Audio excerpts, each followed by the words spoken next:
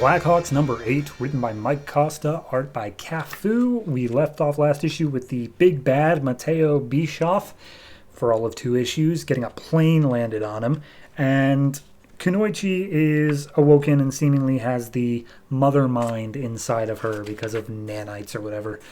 This issue picks up with the team escaping from the situation that they had gotten themselves into, and everyone's running in. Kunoichi's been injured. Matteo Bischoff is apparently in custody. It really looked like that plane killed him, but he's in custody. So, whatever. So they get Kunoichi back, and she's currently passed out, but they're like, hey, when she woke up, she kind of sounded really robotic. Maybe we should be worried about that. They're like, no time. Get in the plane. Let's go.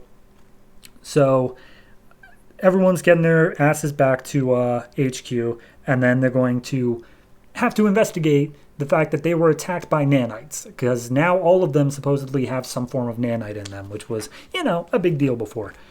So Kunoichi's brought into the medical bay. Irish is left outside. He needs to be scanned down for stuff.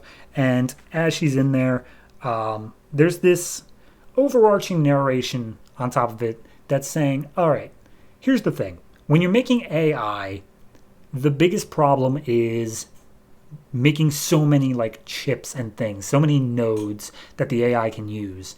However, if you are able to make them, they can be so small that they can basically function as a higher processing human brain in a itty bitty tiny fraction of the space that the human brain actually requires. So you could theoretically have an AI inside of your own brain and you wouldn't even know it. That's what that's saying. The whole reason it's saying it is because that's exactly what Kunoichi has. So she wakes up from her coma, she immediately grabs a scalpel and starts attacking the different doctors. And when she speaks, turns out she's mother mind now. She's like, ooh, it's been so long since I've had a real body. So let's go and find the mainframe. And she starts making her way through the building, which we don't see, but immediately everyone's like, huh, that's weird. In my super high-tech facility, I can't use basic things like the door function or the AC. It's almost like the entire system has been turned off. Uh-oh.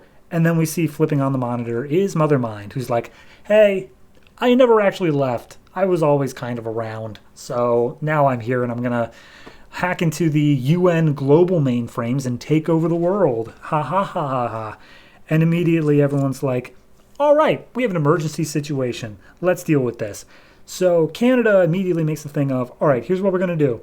We're going to get into the cockpit. We're going to fire off some missiles at the server room, and hopefully that's going to take out something, the cooling system or something. And Lincoln immediately hops on the comms. He's like, yep, that's the best plan we got. Let's go. So immediately everyone launches into action, and they show how, they don't even show that they did it. They just assume that, it happened. They blew it up.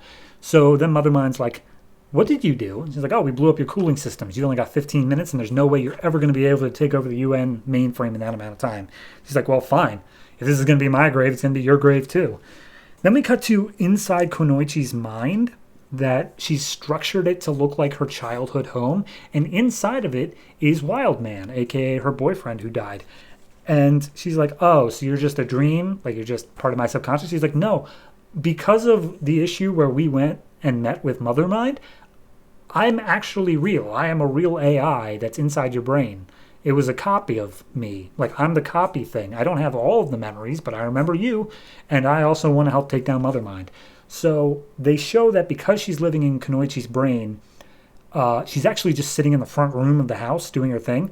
But if they can fight her in the brain, she'll be forced to devote resources to that fight and will be ignoring the stuff that she needs to pay attention to out there long enough for someone to get a foothold up on her. So they go through, they start fighting her, just a bunch of punches and kicks and stuff like that. We see her getting more distracted out in the real world, not able to hit targets like Lincoln and whatnot. And Wildman's telling her, hey, just remember, Kunoichi, this is your brain. It's your house. You know where everything is. You have the upper hand. And she gets a samurai sword and just chops straight through Mother Mind. And by the time the team gets to her, they're like, hey, guys, sorry, I let in an evil AI in here, so my bad. But then Mother Mind pops back up on the screen. She's like, all right, fine, whatever, but I'm going to bring this whole building down on you. And a hole opens up on the roof, and we see that it is Irish and Attila. And they're like, hey, we got a plane going. How about we all jump out of here before she manages to turn off the plane? So they all get up in there and they're like, all right, what do we do? She's she's in charge basically of our base that has a huge weapons deposit. And Andrew Lincoln just says, all right, blow it up. And they just nuke the facility. Complete destruction, no chance of survival. And so they land in a little plateau nearby. And they're like, okay, so the Blackhawks team is kind of over, isn't it? The UN guy's like, yeah, we're not giving you $2 billion more, but I mean, maybe we could, start fresh, start smaller. Maybe we could do something like that. And Andrew Lincoln's like, yeah, I'm going to fake my death because I've done it before, and this just seems like a good time to do it again. So everyone's like, wow, all right, so the Blackhawks are done. That's the end, isn't it? And Kanoichi's like, no, I don't think it is. In fact, I think we're just resting our wings. It's only the beginning. And that's the end.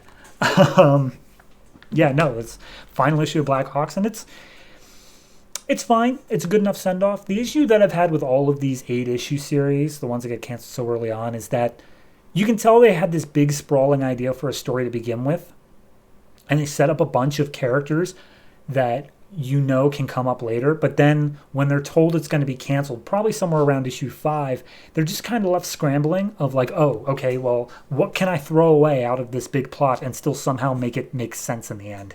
So we just lose a bunch of stuff. I feel like this guy had the Matteo Bischoff thing laid out, and then he was just forced to be like, and it's done. Okay, we just got to pick up the pace here. Mother Mind was like the main thing that I developed, so that should be the big bad now. And there we go. We're all done with the story. If this was actually the plan the whole time, I apologize, but it just seems a little bit rushed. I did like it, though. I did like this particular issue, and the story as a whole was interesting.